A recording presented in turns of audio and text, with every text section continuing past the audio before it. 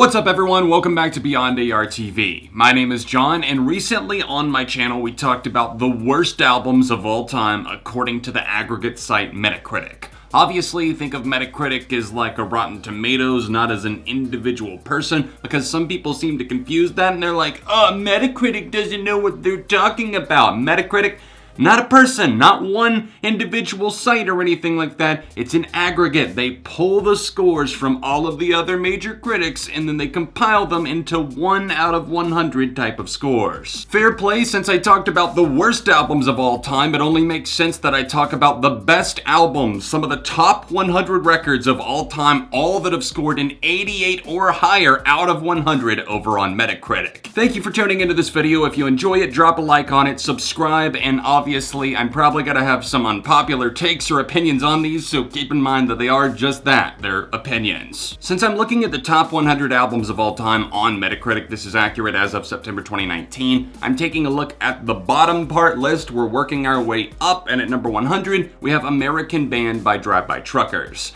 I've listened to this band before. I could definitely see why this maybe would rank among the best albums, even though I haven't heard it. I've heard a few songs from it, and I had a manager back in the day when I worked at a movie theater years ago that was super into them. I actually caught one of their live shows, at least part of the show. We came in the second half. They were really solid, but again, I don't really know this band all that well. Can't live in the critic sphere without knowing about this one, To Be Kind by Swans. This is a very, very long album, as it says here, a runtime of over 2 hours.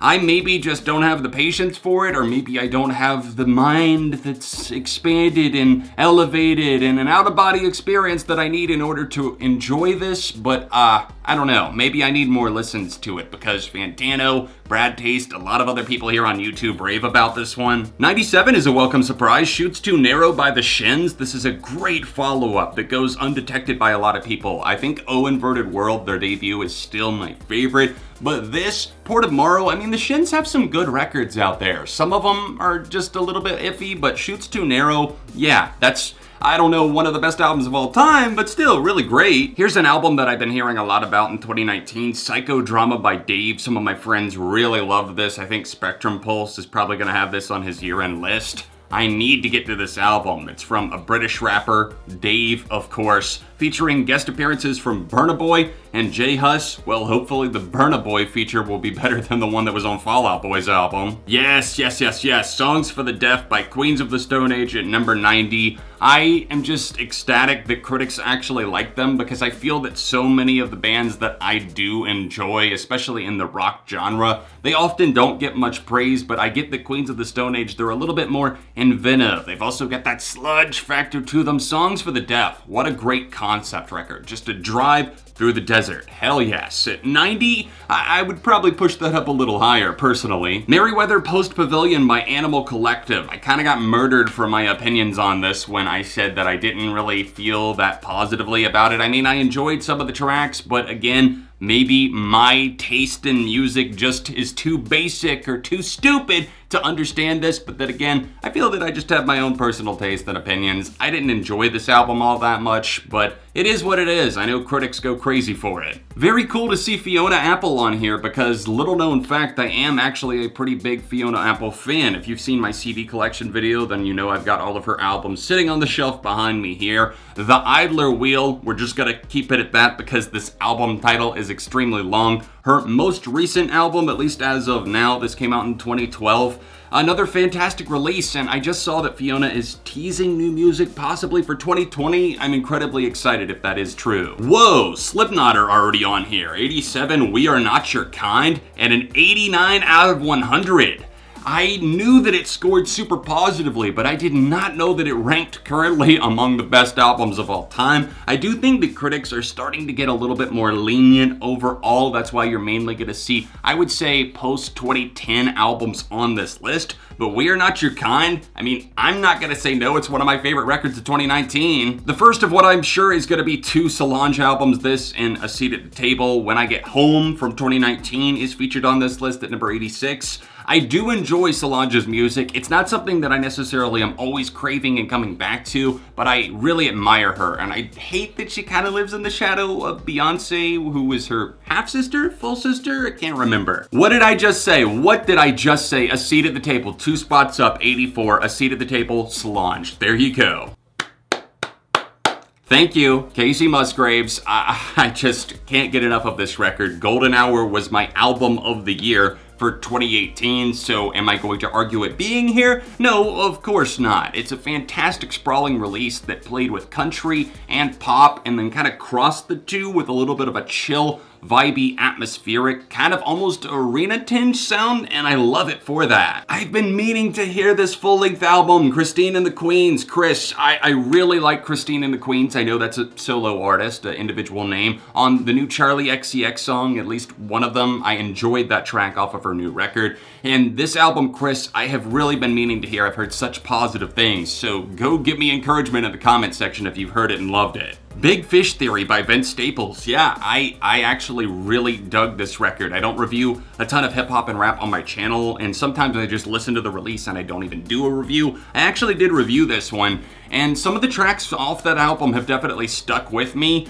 Again, maybe a little bit overhyped here to see it at number 79 with an 89 out of 100, but I'm probably not going to be inclined to argue it all that much. Vince Staples has a ton of talent. Hand Cannot Erase. Steven Wilson makes the list at number 78. I really enjoy this record. I enjoyed the follow-up to that. I just enjoy his work with not only Porcupine Tree, but also the solo stuff. It's just kind of this fantastic prog meets a little bit of psych, and Hand Cannot Erase, just a fantastic listen. Something that I need to go back to. Spinning the dial back a little bit, it's nice to see something a little older on here from 2001, Miss E... ellipses So Addictive, Missy Elliott. This was her third record. As it says here, Timbaland worked on this, doing production once again. And when Timbaland clicks, he really clicks. And I miss Missy Elliott. I know that she put out a new EP and everything. I need to check out the full thing. I enjoyed the single that I heard from it.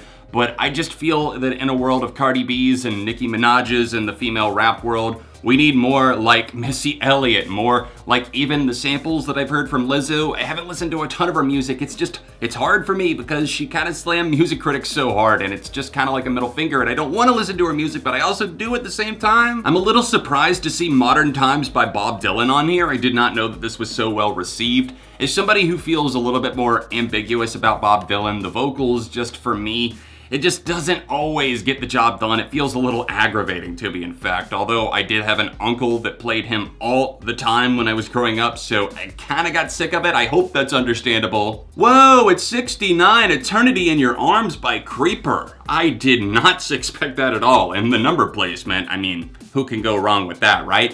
I'm a child, sorry. No, I love this record. I love this album. It's a great punk hitter, and I just hope that Creeper aren't broken up. Please don't be broken up, because everything from Poison Pens to Black Rain to all the other tracks on this record that just really punch, I hope to hear more in the future, but I guess we'll see. I don't know about this one. Honey by Robin, a comeback album that was solid for sure. Very vibey, very danceable. I enjoyed a lot of the tracks. The rhythm on here, the production was great. But I don't know that it had the appeal and the hook to work itself up this high. 68, I don't know. Speaking of comebacks, I think this band, The Avalanches, made a comeback recently. I did not hear that record, however, I have heard this release, and yep, I am not going to be the guy that's like, no, you know what, since I left you, not actually that great. No, this record is groovy, it's danceable, and it's fun to listen to, but there's also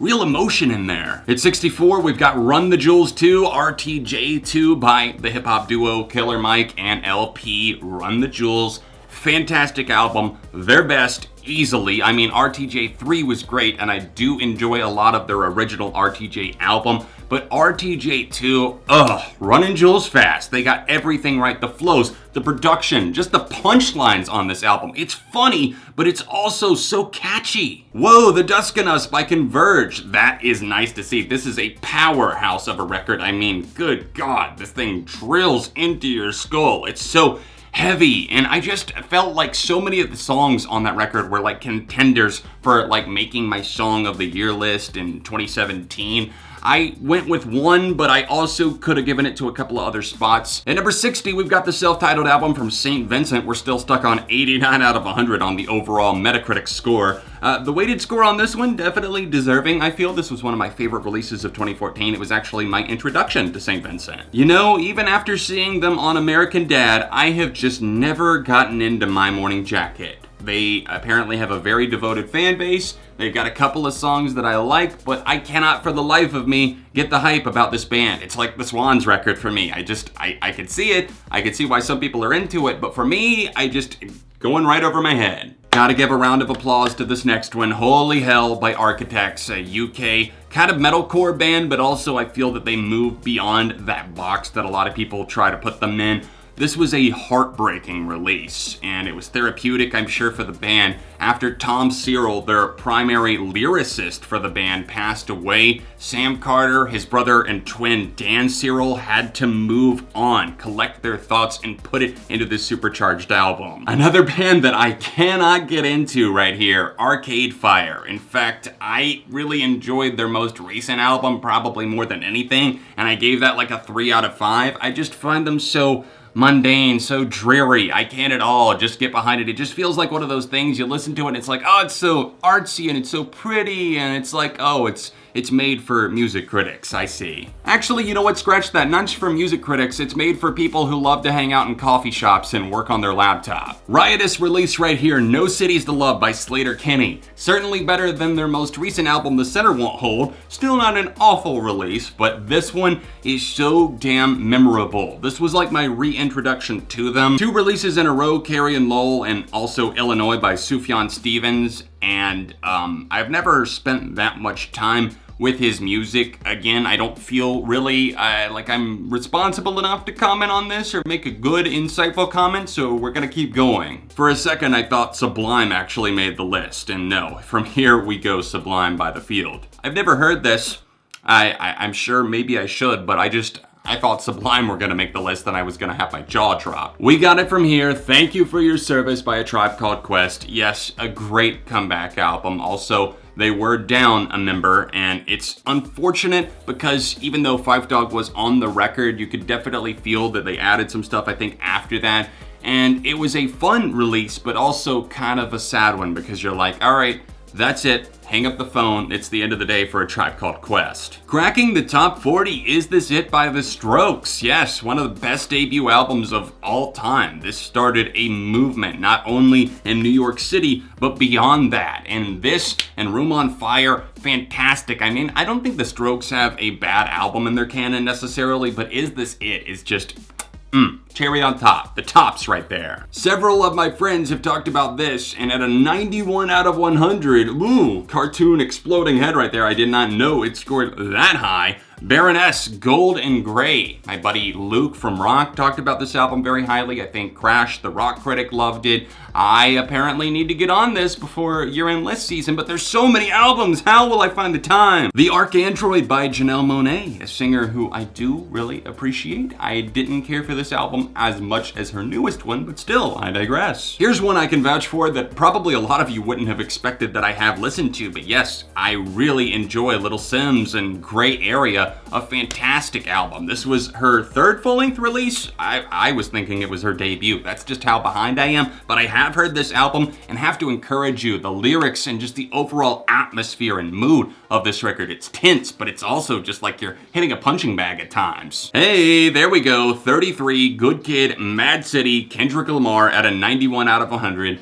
His best record in my opinion, but also I know a lot of people are gonna say, what about To Pimp a Butterfly? Yes, I hear that argument. I could even hear the argument for Damn. I probably would definitely disagree there. I could definitely understand To Pimp a Butterfly. I know that's gonna be higher, but Good Kid, Mad City is just such a good concept album. Just the narrative of youth and being out on the streets, it just feels so real. My emo heart is bleeding black right now because I did not know that critics appreciated The Hotelier, who were originally The Hotelier, like this at least. I mean, a 91 out of 100? I mean, I am ecstatic to see that for them. I wish more people knew about them. I didn't actually hear this full album until earlier this year. I featured the song Your Deep Rest on one of my episodes of 7 on Sunday, and then I heard the full-length album. And just be prepared for daggers all over your body. Just bullet wounds to the flesh of emotions. Gotta show some love to Outkast, right? I just talked about them earlier, so I'm not gonna dwell on it, but yes, of course, Speakerboxxx and the love below. We told you this was Melodrama, cracking the top 30. Indeed, Lord's sophomore album. I thought that she did it as big as you could do it, and just very wise for her age on the first album, Pure Heroine. But Melodrama proved that she was not a one-album fluke. This was one of my runner-ups for Album of the Year 2017,